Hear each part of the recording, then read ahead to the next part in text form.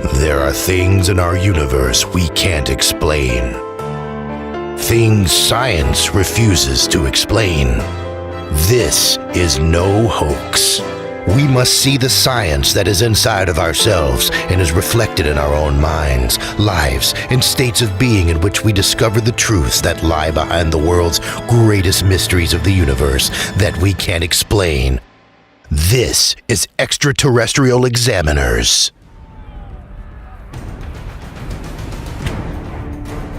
July 4th, 1776. America has just declared itself independent from Great Britain.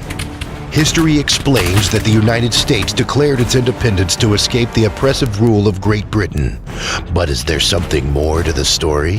Why would 13 small colonies take on a world superpower unless they had access to knowledge and technology we don't have?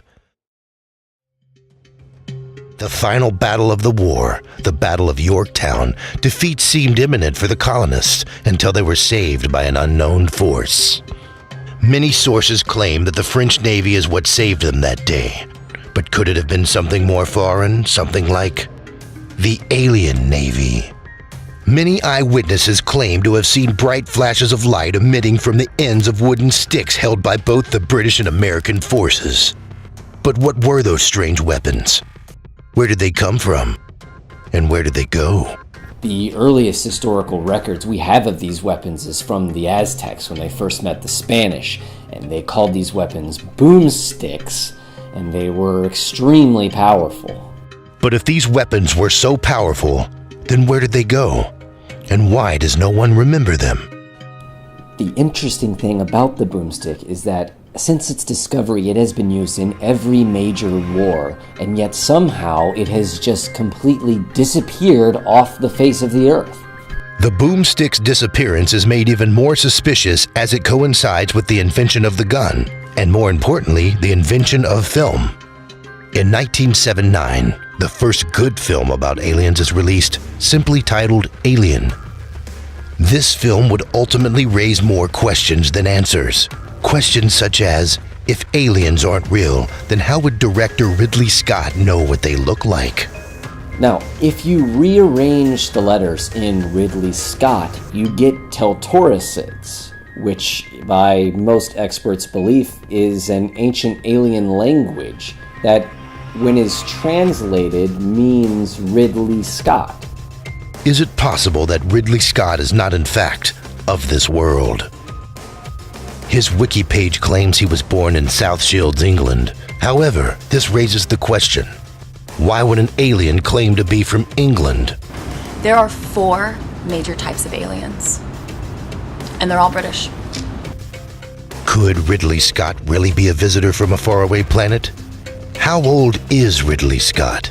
Did he invent the boomstick? And is he the only one of his kind? If you watch the PBS award-winning miniseries from BBC called Downton Abbey, Lord Grantham and Lady Grantham, there was an actual alien race called the Granthonians, and they came from a planet called Downtonia, therefore aliens. This also raises the question of South Shields, England, a place that, according to the wiki, does not exist. Has anyone else been using aliases to gain access to America?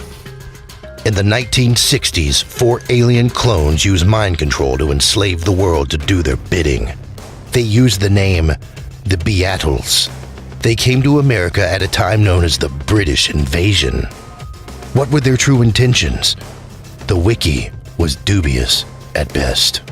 The fascinating thing about the Beatles is that they were from England, the same place that Ridley Scott was from, and the same place that we declared our independence from. So, were we declaring our independence from England or from aliens? Could England really be a front for aliens attempting to take over America? Is it really not safe to sleep at night? Has our ally really been trying to stab us in the back the whole time? As famously quoted by Aristotle, yes.